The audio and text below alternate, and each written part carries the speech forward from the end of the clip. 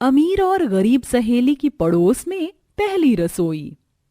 ये देखो, मैंने अपने हाथों से तुम्हारे लिए मोंगरे और गुलाब के फूलों से गजरा बनाया है। शंकर, ये गजरा तो बहुत ज्यादा सुंदर है। मेरे बालों पर तो ये काफी अच्छा लगेगा। जैसे लाए हो वैसे पहना भी दो। हाँ हाँ, क्यों नहीं। वैसे भी मैं इसे अपने हाथों से ही पहनाने वाला था।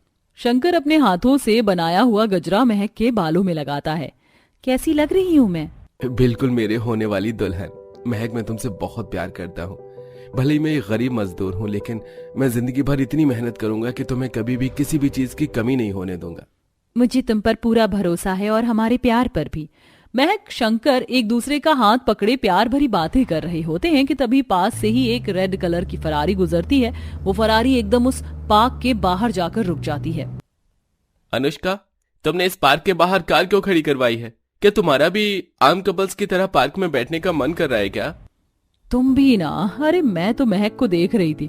वो देखो, अपने गरीब बॉयफ्रेंड के साथ पार्क में खड़ी है। महक मेरी बचपन की सहेली है। एक काम करते हैं, इसी को घर ड्रॉप करते हुए चलते हैं। महक, महक! अनुष्का की आवाज सुन महक अनुष्का के पास आती है। अरे अनुष्का, तुम यहाँ? इससे मिलो, ये है मेरा बॉयफ्रेंड केतन। इसने कल ही ये नई फरारी ली है। हम इस फरारी में एक लॉन्ग ड्राइव के लिए जा रहे थे। वो तो मेरी नजर तुम पर पड़ गई। तुम यहाँ क्या कर रही हो?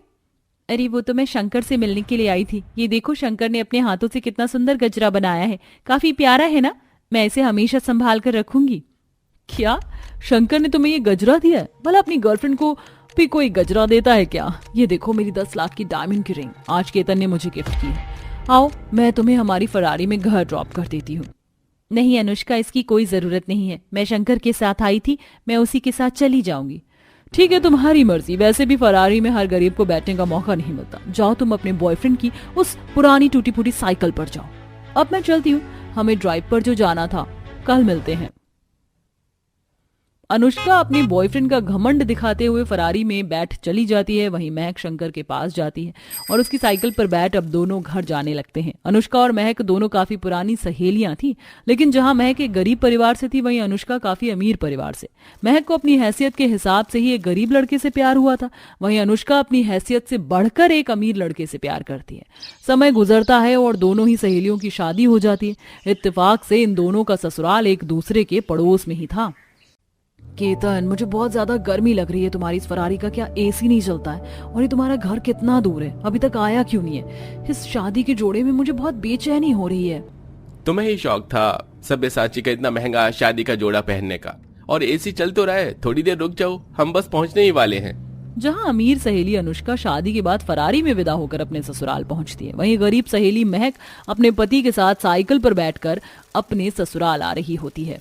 महक, तुम्हें साइकिल पर बैठने में कोई परेशानी तो नहीं हो रही ना? मैंने अपने दोस्त से बात की थी स्कूटी देने के लिए, लेकिन उसने आखिरी समय पर मना कर दिया। इसलिए मैं तुम्हें साइकिल पर लेकर जा रहा हूँ। शंकर, मैं ठीक हूँ। आप बस मुझे जल्दी से ससुराल लेकर चलिए। मुझे मेरा ससुराल देखना है। थोड़ी देर में गरीब सहेली अपने पति के साथ अपने गरीब ससुराल पहुंच जाती है। शंकर के परिवार में कोई नहीं था, जिसके चलते शंकर ही महक का गृह प्रवेश करता है। जानता हूँ घर काफी छोटा है, सामान भी बहुत कम है, तुम्हें यहाँ काफी परेशानी हो सकती है, लेकिन क्या करूँ, मेरी तनख्वाह इतनी है कि बस मैं 2 वक्त की रोटी कमा पाता हूँ। फिक्र क्यों कर रहे हैं? हम दोनों मिलकर काम करेंगे और देखना, एक दिन हमारे पास भी सब कुछ होगा। ऐसे ही शादी की रात गुजरती और आज दोनों अमीर गरीब सहेलियों की उनके ससुराल में पहली रसोई की रस्म होती है।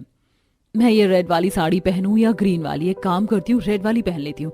वैसे भी रेड कलर मुझ पर काफी अच्छा लगता है। चलो, फाइनली तुम उठ गई। मुझे लगा कि आज तुम्हारा पूरा दिन सोने का इरादा है। वैसे माँ पूछ रही थी कि तुम अपनी पहली रसोई की रस्म में क्या बनाओगी। ओह प्लीज, मुझसे ऐसे फालतू रस्म करने की उम्मीद तो बिल्कुल मत रखना। मैंने एक बहुत बड़े अच्छे रेस्टोरेंट से खाना ऑर्डर कर दिया है। आपको बस मेरे हाथ से खाना ही तो खाना था। जैसे ही खाना आएगा तो मैं उसे सर्व कर दूंगी। हो गई मेरी पहली रसोई की रस्म। जहां एक तरफ अमीर सहेली अपने ससुराल में पहली रसोई की रस्म के लिए खुद खाना ना बनाकर बाहर से खाना ऑर्डर करती है, वहीं दूसरी तरफ गरीब सहेली खाने की तैयारी करने लगती है। वहीं सुबह सुबह जंगल जाकर शंकर साइकिल पर ढेर सारी लकड़ियां काट कर घर ले आता है। मैं चूल्हा जलाने के लिए ढेर सारी लकड़ियां ले आया हूँ। अब हफ्ते भर तक तुम आराम से खाना बना सकती हो।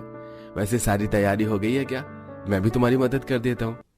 ये पहली रसोई की रस्म मेरी है, आपकी नहीं, जो आप मेरी मदद करेंगे। भला ये क्या बात हुई? तुम मेरी जीवन साथी हो, और अगर हम एक दूसरे की मदद नहीं करेंगे तो कौन करेगा? शंकर महक के साथ बैठकर अब उसकी पहली रसोई का खाना बनवाने में मदद करता है। पड़ोस में ससुराल होने की वजह से अनुष्का की रसोई की खिड़की महक की रसोई की खिड़की के सामने खुलती थी, जहां से अनुष्का ये सब देख रही होती है। लगता है दाल चावल बना रही है, और बना भी क्या ही सकती है, इसकी हैसियत भी तो बस दाल चावल बनाने की ही है। अनुष्का देखती है कि खाना बनने के बाद अब शंकर अपने हाथों से महक को खाना खिला रहा है और पहली रसोई की रस्म के तोहफे पर उसे एक सस्ती सी साड़ी दे रहा है। अनुष्का होटल से ऑर्डर किया हुआ खाना बर्तन में सर्व कर डाइनिंग टेबल पर लगा देती है। वहीं केतन खाना खाने लगता है, जिसे देख, ये क्या, मुझे तो लगा कि तुम मुझे अपने हाथों से खिलाओगे। पता है, शंकर महक को अपने हाथों से खाना खिला रहा था। शंकर और मुझ में बहुत फर्क है, हम दोनों को कंपेयर करने की कोई जरूरत नहीं है, और मेरे पास इतना फालतू का टाइम नहीं है कि मैं तुम्हें अपने हाथों से खाने खिलाऊं। तुम खुद भी तो खा सकती हो, छोटी बच्ची थोड़े ना हो। अच्छा, तो कम से कम मेरी पहली रसोई का तोहफा तो दो। ये खाना तुमने होटल से मंगवाया है, ना कि खुद बनाया है, जो मैं तुम्हें तोहफा दूं कोई। और इतना ही गिफ्ट लेने का शौक है तो मेरा क्रेडिट कार्ड ले जाओ और जो चाहे वो खरीद लेना। केतन हर रोज की तरह अपने जॉब पर चला जाता है। अनुष्का हमेशा अपने कमरे की खिड़की, घर रसोई की खिड़की से देखा करती थी कि कैसे उसकी गरीब सहेली का पति उसका ध्यान रखता है। भर दिया है मैंने तुम्हारे 4 मटके का पानी, और सारे बर्तन भी धो दिए हैं। शंकर, आप मेरी कितनी मदद करते हैं। सुबह से शाम तक बाहर मजदूरी करने के बाद भी आप घर में हर काम में मेरा कितना हाथ बंटवाते हैं। तो ये सब मैं नहीं करूंगा तो और कौन करेगा? हम दोनों का एक दूसरे के सिवा कोई है क्या? चलो, आज मैं तुम्हें अपने हाथों से चाय बनाकर पिलाता हूँ। घर के हर छोटे बड़े काम में शंकर महक की काफी ज्यादा मदद किया करता था। वहीं अनुष्का को शंकर और महक के प्यार से जलन होने लगी थी। अनुष्का को शादी के बाद पैसा, ऐशो आराम सब तो मिल गया था, लेकिन उसे अपने पति का प्यार नहीं। हमारी शादी में कितना वक्त हो गया है और आप मुझे कहीं पर भी बाहर लेकर नहीं गए। किसी दिन तो मेरे लिए वक्त निकाल लीजिए। अनुष्का, मैं शंकर की तरह किसी फैक्ट्री में मजदूरी का काम नहीं करता हूँ। मेरी बहुत बड़ी कंपनी है, मुझे सब कुछ देखना पड़ता है, तो तुम मुझसे तो इन चीजों की उम्मीद मत रखो। बीतते दिनों के साथ साथ जहां शंकर और महक का रिश्ता मजबूत हो रहा था, वहीं अनुष्का और केतन के बीच में दूरियां बढ़ रही थी। आज तो आपकी छुट्टी है ना, क्यों ना आज आप मेरे साथ मिलकर खाना बनवाएं, हम दोनों हमारा कुछ मनपसंद बनाएंगे। एक तो मैं पूरे हफ्ते सुबह से शाम तक मेहनत करता हूँ, और एक छुट्टी के दिन भी तुम मुझसे काम करवाना चाहती हो। केतन की ऐसी बातें अनुष्का को काफी दुख पहुंचा रही थी। ऐसे ही कुछ समय और गुजरता है। अनुष्का आज महक से मिलने के लिए उसके घर जाती है और देखती है कि महक बीमार हालत में बिस्तर पर पड़ी है और शंकर घर के सारे काम कर रहा है। क्या हुआ तुम्हें? तुम्हारी तबीयत तो ठीक है ना? हाँ, बस वो हल्का सा बुखार हो गया था। तुम खड़ी क्यों हो? बैठो। यकीन नहीं हो रहा है कि शंकर तुम्हारी कितनी मदद कर रहा है, घर का सारा काम कर रहा है। ये तो कुछ भी नहीं है, ये बहुत मेहनत करते। मैं बहुत खुश नसीब हूँ कि मुझे शंकर जी जैसे पति मिले हैं। हर जन्म में मैं इन्हें ही अपने पति के रूप में चाहूंगी। ये मुझसे बहुत प्यार करते हैं, खुद से ज्यादा मेरा ध्यान रखते हैं। बहुत किस्मत वाली हूँ मैं तो, मुझे भगवान ने ऐसा जीवन साथी दिया। बिना पैसों के भी मैं उनके प्यार के साथ काफी खुश हूँ। महक इतना बोल ही रही होती कि तभी शंकर महक और अनुष्का के लिए चाय बनाकर लाता है। ये सब देख अनुष्का ये सब समझ जाती है कि उसने अमीरी और ऐशो आराम के चलते एक अमीर इंसान से शादी तो कर ली, लेकिन शायद अब उसे जिंदगी भर उन्हीं पैसों में ही अपनी खुशियां ढूंढनी पड़ेंगी। मुझे तो कभी कभी बहुत गुस्सा आता है। हमारे गांव की कभी तरक्की ही नहीं होती। शहरों में जाकर देखो कितनी तरक्की हो रही है शहरों में। सही बोल रही हो शीतल तुम, लेकिन तुम ये तो भूल जाती हो कि ये गांव है और यहाँ पर तरक्की होना बहुत मुश्किल है। यहाँ पर तो इंसान 2 पैसे कमा ले वो भी बहुत बड़ी बात है, तरक्की तो बहुत दूर की रही। शीतल और आदेश ये सारी बातें कर रहे होते तभी वहां से सलोनी जा रही होती है। उनकी बातें सुनकर सलोनी कहती है, आप सभी ऐसी बातें बोल रहे हो, मुझे तो ऐसा लगता है कि गांव की कभी तरक्की होनी ही नहीं चाहिए, क्योंकि अगर गांव की तरक्की हो गई फिर वो शहर की तरह लगेगा और शहर की तरह लगने के बाद गांव गांव कहाँ रहेगा। सलोनी की ये बात सुनकर आदेश और शीतल चुप हो जाते हैं, कुछ कहते ही नहीं है। लेकिन उसके जाने के बाद वो आपस में कहते हैं, इस गवार को क्या पता, पहली कक्षा तक तो पढ़ी नहीं है और बात कर रही है तरक्की की। अरे आज तरक्की होती तो पता नहीं हम लोग कहाँ होते। सही बोल रही हो शीतल तुम, आज अगर तरक्की होती तो हम पता नहीं कहाँ होते, और ये गवार तो यहाँ इस गांव में ही पड़े रहते। खैर छोड़ो, ऐसे लोगों के भी क्या मुंह लगना जिन्हें तरक्की की असली कीमत ही पता ना हो। आदेश और शीतल जैसे जितने भी गांव में कुछ लोग पढ़े लिखे थे, वह नौकरी के सिलसिले में शहर चले गए थे। उनके जाने के बाद गांव में सब अनपढ़ लोग ही रह गए थे, जिनमें से एक सलोनी भी थी। इसी के साथ सलोनी अपने गरीब माता पिता को संभालती थी और गांव में अपना जैसे तैसे गुजारा करती थी। अब सलोनी की उम्र शादी के लायक हो रही थी। आज अगर पैसे आ जाते मेरे पास तो सबसे पहले मैं अपनी बेटी की शादी करा देती। पता नहीं कब मेरी बेटी के हाथ पीले होंगे। पता नहीं वैजंती, हमारी बेटी की शादी का सपना कब पूरा होगा। मुझे तो उसकी बहुत चिंता होती है। अपने माता पिता की परेशानी देखकर सलोनी अपने मन में सोचती है, शादी करना भी कितना जरूरी होता है। आज अगर मेरी शादी हो जाती है तो मेरे माता पिता इतना चिंता ना करते। सलोनी ऐसा सोचते हुए घर के काम करती रहती है। कुछ दिन बाद दुबई से एक हेलीकॉप्टर उनके गांव में आता है। उस हेलीकॉप्टर के अंदर आए हुए लोग खास तौर पर जमीन का मुआयना करने आए थे। अरे बाबा, ये उड़न तस्तरी जैसी दिखने वाली चीज क्या है? सलोनी की बात सुनकर गांव के लोग उसकी बातों पर मुस्कुरा रहे थे, मानो जैसे वह उसका मजाक उड़ा रहे हों। तभी उसे हेलीकॉप्टर के अंदर से एक दुबई से आया हुआ नौजवान अहमद बाहर निकलता है। तो ये है वो जगह जिस जमीन का मुआयना करने के लिए मुझे यहाँ भेजा गया है। अहमद एक दिन गांव में रुकने के बाद अगले ही दिन गांव के लोगों की गांव की जमीन खाली करने का ऑर्डर देता है। ये सरकारी जमीन है और मैं दुबई से यहाँ पर आया हूँ। सरकार ने हम लोगों को ये जमीन बेच दी है, इसलिए मेरी आप सभी से गुजारिश है कि आप सभी ये जमीन को खाली करके यहाँ से चले जाइए। अहमद की ये बात सुनते ही सब उसे बहुत ज्यादा गुस्सा और नाराज हो जाते हैं। अरे तुम्हारा दिमाग खराब हो गया है क्या? ये हमारे पुश्तैनी जमीन है। पुश्तों से इस जमीन पर हमारा पूरा खानदान रहता आया है और आज तुम्हारे आने के बाद हम अपनी जमीन खाली करके यहाँ से चले जाएं? ऐसा कभी सपने में भी नहीं सोचना। हम अपनी जमीन को खाली करके कहीं नहीं जाएंगे। बाबूराव के इस बात पर गांव के सभी लोग उसके साथ थे और अहमद के खिलाफ थे। वह अहमद कर भी क्या सकता था? उसे तो जमीन का पूरा मुआयना भी करना था और वहां से लोगों को भगाना भी था, लेकिन कोई वहां से जाना ही नहीं चाहता था। इसी कारण गांव के किसी भी इंसान ने अहमद की कोई मदद तक नहीं की, ना उसे खाने के लिए पूछा और ना ही किसी ने उसे खाने का सामान बेचा। हे भगवान, ये गांव के लोग कितने कठोर हो गए हैं। इसमें मेरी क्या गलती है? मैं भी तो दुबई की सरकार द्वारा यहाँ भेजा गया हूँ। आज अगर मैं यहाँ अपना काम करने आया हूँ तो मैं इसमें क्या ही कर सकता हूँ। और ये लोग मुझे खाना तक नहीं दे रहे। बहुत जोरों से भूख लगी है, ऐसे में तो मैं मर जाऊंगा। अहमद रात भर कभी यहाँ करवट बदलते तो कभी वहां बदलता। रात को वह पानी पीता और सोने की कोशिश करता, लेकिन भूखे पेट उसके पेट में दर्द शुरू हो जाता, जिसकी वजह से उसे जरा भी चैन नहीं मिलता। मेरे तो पेट में भी दर्द हो रहा है। कल मैं काम कैसे करूंगा बिना खाना खाए? बिना खाना खाए तो मेरी हालत ही बुरी हो जाएगी। अहमद ऐसा बोल ही रहा था कि आधी रात में उसके दरवाजे पर किसी की दस्तक होती है। अहमद हैरानी से दरवाजे की तरफ देखने लगता है। उसे लगता है कि कहीं कोई उसे मारने तो नहीं आया। कौन है? कौन है दरवाजे पर? अपना नाम बताओ। अरे साहब, दरवाजा खोल दो, मैं हूँ सलोनी। मैं आपकी मदद करने के लिए आई हूँ। सलोनी की आवाज सुनकर अहमद दरवाजा खोलता है, जहां सलोनी अहमद को खाना देती है। अहमद खाना देखते ही सलोनी को नजरअंदाज करता है और सबसे पहले खाना खोलकर खाने लगता है। उसके लिए उस समय खाना बहुत ज्यादा अहम था। खाना खाने के बाद उसने सलोनी से पूछा, आज अगर तुम यहाँ मुझे खाना खिलाने नहीं आती तो शायद सुबह तक गांव के लोग मेरी अर्थी देखकर बहुत खुश होकर जला रहे होते, लेकिन जब गांव के सभी लोग मेरे खिलाफ हैं तो तुम मेरी मदद क्यों कर रही हो?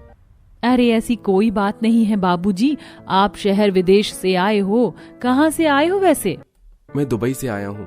अच्छा, तो आप दुबई से आए हो। आपको पता है विदेश से कोई हमारे गांव में आया है तो वो हमारा मेहमान है, इसीलिए मैं आपको सही समय पर खाना दे दिया करूंगी। गांव वालों की नाराजगी से आपको थोड़ा बुरा तो लग रहा होगा, लेकिन वो लोग अपनी जगह सही हैं। सलोनी की ऐसी बातें सुनकर अहमद को बहुत खुशी मिलती है। सलोनी खाना देने के बाद वहां से चली जाती है, जिसके बाद अहमद भी चैन की नींद सो जाता है। अब सलोनी अहमद का पूरा ध्यान रखती है, जिसकी वजह से अहमद को अपने काम करने में अच्छी मदद मिलती है। वह गांव का पूरा मुआयना कर लेता है। जिस काम के लिए मैं यहाँ पर आया था मेरा काम पूरा हुआ। वैसे मुझे ये गाँव छोड़कर जाने का मन नहीं हो रहा। काश कि मैं तुम्हें भी अपने साथ दुबई लेकर जा सकता। जाना तो मैं भी चाहती हूँ, लेकिन कैसे जाऊंगी? मैं आपकी लगती भी क्या हूँ? ये सुनते ही अहमद से रहा नहीं जाता और वह अपने दिल की बात सलोनी को बताता है। देखो, जब से मैं तुमसे मिला हूँ तो मेरे दिमाग में तुम चलती रहती हो। शायद ये प्यार है और मैं तुमसे प्यार करने लगा हूँ। मैं तुमसे शादी करने के लिए भी तैयार हूँ। क्या तुम मुझसे शादी करोगी? शादी करके मैं तुम्हें अपने साथ दुबई ले जाऊंगा। ये सुनते ही सलोनी शर्माने लगती है। क्या सच कह रहे हो आप मुझसे शादी करना चाहते हो और उसके बाद आप मुझे दुबई ले जाओगे? क्या मेरा ससुराल दुबई में होगा? हाँ हाँ, मैं बिल्कुल सच कह रहा हूँ। और मैंने तो और भी बहुत कुछ सोचा है, जिसे जानने के बाद ये पूरा गांव खुश हो जाएगा, और तुम भी। अगर ऐसी बात है तो बताओ मुझे, क्या है ऐसा जिसे सुनते ही मैं बहुत खुश हो जाऊंगी? अभी नहीं बता सकता, मैं कल बताऊंगा पूरे गांव के सामने। अहमद कल पूरे गांव को इकट्ठा करता है और सभी से कहता है, आया तो था मैं यहाँ पर दुबई की सरकार द्वारा जमीन का मुआयना करने के लिए, लेकिन यहाँ रहकर किसी ने मेरा दिल जीत लिया और मुझे ये गांव बहुत पसंद आया। इसी के चलते मैंने दुबई की सरकार द्वारा अपील डाल दी है कि वो जमीन उनके लायक नहीं है। अब तुम्हें यहाँ से कोई नहीं निकालेगा। मैंने ये सारी जमीन आप सभी के नाम करवा दी है, और इसी के चलते मैं आप सभी से एक रिक्वेस्ट करना चाहता हूँ। अरे आप तो हमारे लिए मसीहा बनकर आए हो। आपने हमारे पुरखों की जमीन बचा ली। आप कोई भी गुजारिश करोगे हमारे लिए वो मंजूर होगी। आप बस एक बार कहकर तो देखो। इस गांव की लड़की सलोनी से मैं बहुत प्यार करता हूँ और उससे शादी करना चाहता हूँ। उसके बाद मैं उसे अपने साथ दुबई ले जाऊंगा। आप सभी को क्या ये मंजूर है? ये सुनकर गांव के सभी लोग खुश हो जाते हैं और वह सभी सलोनी की शादी अहमद से करवाने के लिए तैयार हो जाते हैं। गांव वाले मिलकर सलोनी की शादी अहमद से करवा देते हैं और अहमद हेलीकॉप्टर में बिठाकर सलोनी को दुबई ले आता है, जहां दुबई में अपना आलीशान घर देखकर सलोनी हैरान हो जाती है। मुझे तो यकीन ही नहीं हो रहा, क्या सच में ये ससुराल है मेरा? दुबई में ये घर कितना सुंदर है। मेरा ससुराल तो सच में बहुत सुंदर है, मेरे सपनों से भी बड़ा। आज तो मेरी वो ख्वाहिश पूरी हो गई जो मैंने कभी सोची भी नहीं थी। हाँ सलोनी, आज से तुम अपने दुबई के ससुराल में रहोगी। यहाँ तुम्हें किसी भी चीज की परेशानी नहीं होगी, और अगर किसी चीज की परेशानी हुई तो तुम मुझे डांट भी सकती हो। ये सुनते ही सलोनी मुस्कुराने लगती है और इस तरह से एक गांव की गरीब बेसहारा गंवार लड़की अपने ही स्वभाव के चलते अहमद के साथ अपने दुबई के ससुराल में आ जाती है और अपने जीवन में खुशी खुशी रहने लगती है। इस कहानी से हमें ये सीख मिलती है कि हमें हमेशा अच्छा ही करना चाहिए। जब हम किसी के साथ बुरा करते हैं तो हमारे साथ भी बुरा ही होता है, लेकिन अच्छा करने पर अच्छाई ही मिलती है।